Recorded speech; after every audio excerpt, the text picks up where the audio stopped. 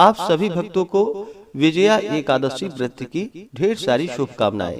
आप सभी के जीवन में लक्ष्मी नारायण की कृपा से आप सभी को सभी प्रकार के सुख और समृद्धि की प्राप्ति हो। आइए आज आप सब जानेंगे वर्ष 2024 फाल्गुन मास कृष्ण पक्ष विजया एकादशी व्रत के शुभ मुहूर्त के बारे में। पारण कब किया जाएगा, किस चीज से किया जाएगा, पारण का क्या समय होगा, विजया एकादशी के व्रत में क्या करना चाहिए, क्या नहीं करना चाहिए, इस दिन किन बातों का ध्यान रखना चाहिए, भगवान को खास करके किस वस्तु का भोग लगाना चाहिए।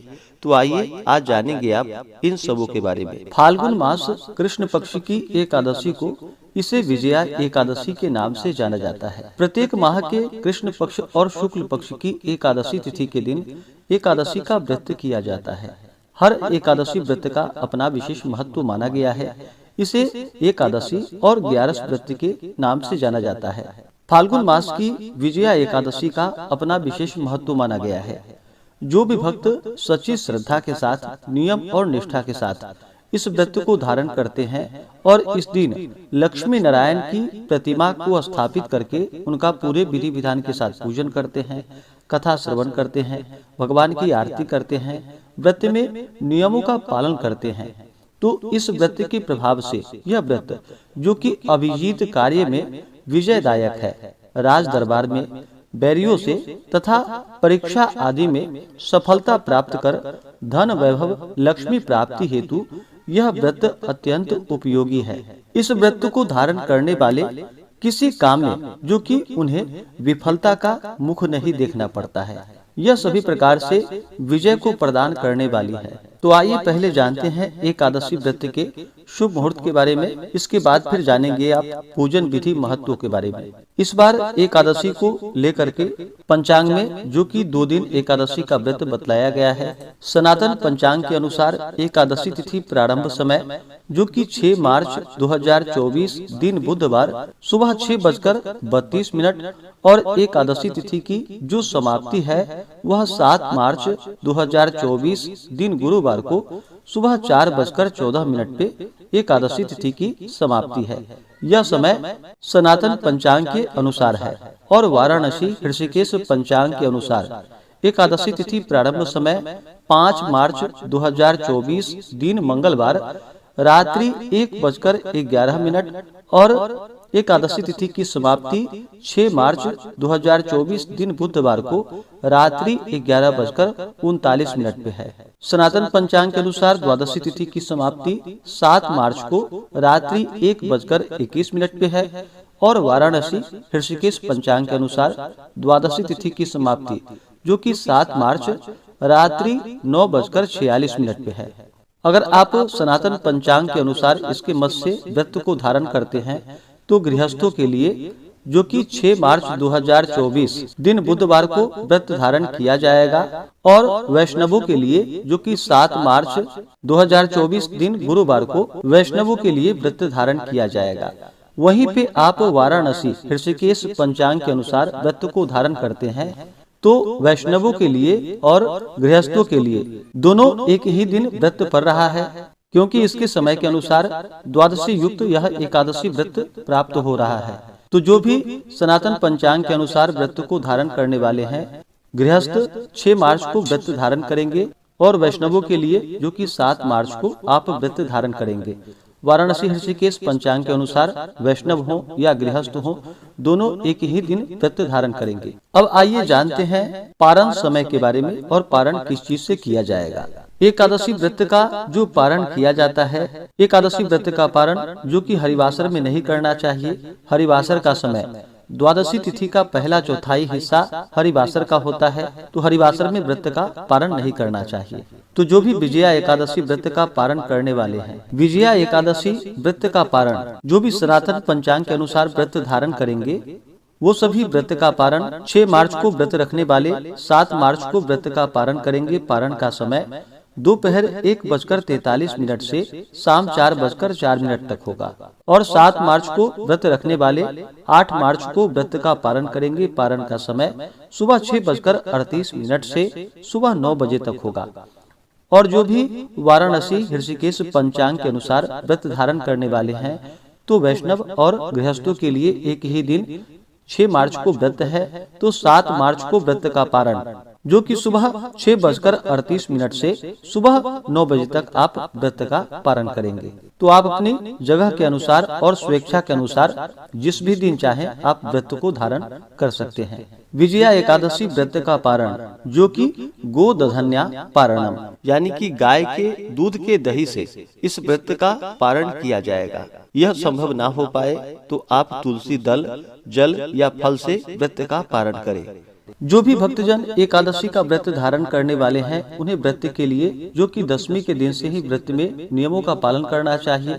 व्रती को दशमी, एकादशी और द्वादशी इन 3 दिनों में, जो कि काश्य पात्र में भोजन नहीं करना चाहिए, मसूर का दाल प्रयोग नहीं करना चाहिए, मसूर नहीं खानी चाहिए, चने, मिथ्या भाषण, शाक, शहद, तेल, मैथुन, द्यूत और पान का सेवन नहीं करना चाहिए। दशमी और एकादशी के दिन चावल का प्रयोग नहीं करें। द्वादशी तिथि के दिन आप चावल ग्रहण कर सकते हैं। दशमी तिथि के दिन, जो कि हविष्यान्न भोजन ग्रहण करना चाहिए, जैसे कि जौ, गेहूं, मूंग, सेंधा नमक, काली मिर्च, शर्करा और गौघृत आदि का प्रयोग करके एक बार भोजन करना चाहिए। दशमी की रात्रि में एकादशी व्रत का स्मरण करते हुए, भगवान विष्णु का स्मरण करते हुए सोना चाहिए और एकादशी की सुबह नित्य क्रियाओं से निवृत्त होकर के गंगा नदी में या घर के नहाने के पानी में ही थोड़ा सा गंगा जल मिला करके स्नान करना चाहिए, शुद्ध वस्त्र धारण करना चाहिए और व्रती को व्रत का संकल्प लेना चाहिए और फिर जितेंद्रिय होकर श्रद्धा, भक्ति और विधि सहित भगवान का पूजन करे। उत्तम प्रकार के गंध, पुष्प, धूप, दीप आदि नैवेद्य आदि से अर्पण करके निराजन करे। तत्पश्चात जप, हवन, स्तोत्र पाठ और कथा आदि का श्रवण करे। मनोहर गायन, वादन और नृत्य करके प्रदक्षिणा और दंडवत करे। एकादशी की रात्रि जागरण करते हुए समय को व्यतीत करनी चाहिए। भगवान का स्तोत्र पाठ आदि करते हुए समय को व्यतीत करे और द्वादशी तिथि की सुबह स्नान करके शुद्ध वस्त्र धारण करके भगवान का पूजन और आरती कर लेनी चाहिए। इसके बाद ब्राह्मणों को भोजन करवाना चाहिए, ब्राह्मणों को दान और दक्षिणा देनी चाहिए, गरीबों को भोजन करवाना चाहिए और फिर समय के अनुसार व्रत का पालन करना चाहिए। विजया एकादशी के व्रत में जो भी व्रत धारण करने वाले हैं, उन्हें दशमी के दिन ही, जो कि पूजन के लिए तैयारी करनी चाहिए।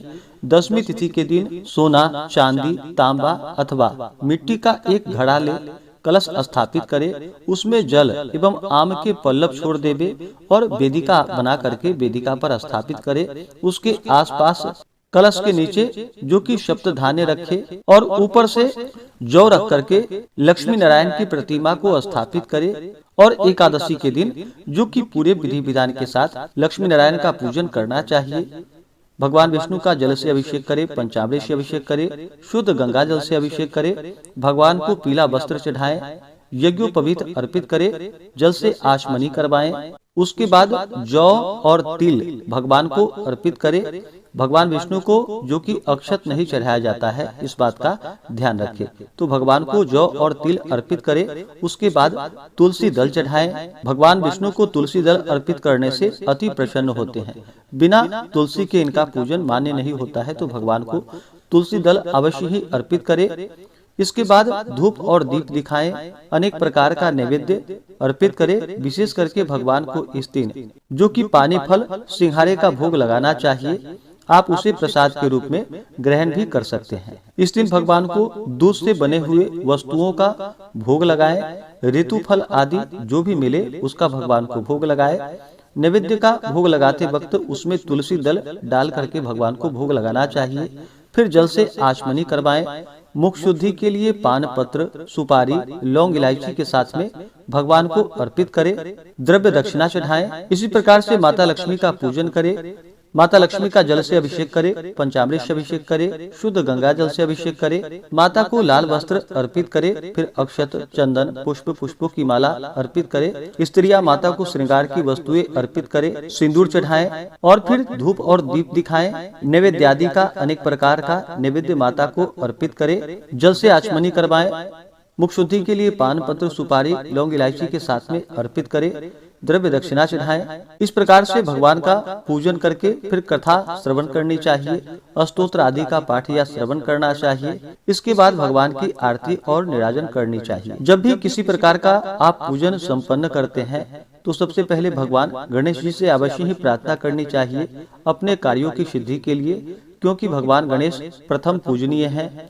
किसी भी प्रकार के शुभ कार्यों में या मांगलिक कार्यों में भगवान गणेश जी का पूजन किया जाता है तो सबसे पहले भगवान गणेश जी का स्मरण करके उनसे प्रार्थना करें कि यह व्रत मेरा निर्विघ्न पूरा हो। उसके बाद फिर आप पूजन को शुरू कर सकते हैं।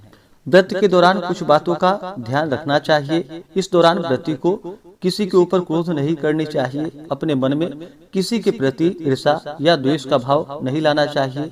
ब्रह्मचर्य का पालन करना चाहिए। व्रत के दौरान जो कि भूमि पे शयन करनी चाहिए, कम्बल बिछा करके भूमि पे शयन करे। इस दौरान किसी का अपमान बिल्कुल भी ना करे। अपने से बड़ों का सदा ही आदर और सम्मान करे। महिलाओं का सम्मान करे। जहाँ पर भी महिलाओं का अपमान होता है वहाँ से माता स्थिर लक्ष्मी रुष्ट होकर चली जाती हैं, तो इनका बिल्कुल भी अपमान ना करे और पूर्ण श्रद्धा भक्ति भाव के साथ भगवान का पूजन करनी चाहिए। इस प्रकार व्रत को धारण करने से जो कि वाजपेयी यज्ञ का पुण्य फल प्राप्त होता है तथा सभी प्रकार के पापों का नाश होता है। जब व्यक्ति के पाप और ताप नष्ट होते हैं तभी उनके पुण्यों का उदय हो पाता है। उसके बाद सांसारिक सुखों की प्राप्ति होती है। ऐसे ही ज्ञानवर्धक जानकारियाँ प्राप्त करते रहने के लिए चैनल पे अगर आप पहली बार आए हैं तो चैनल को लाल बटन दबा करके सब्सक्राइब करें, साथ में बेल आइकन घंटी को दबाएं ताकि आने वाली वीडियो का नोटिफिकेशन आपको समय से मिलता रहे।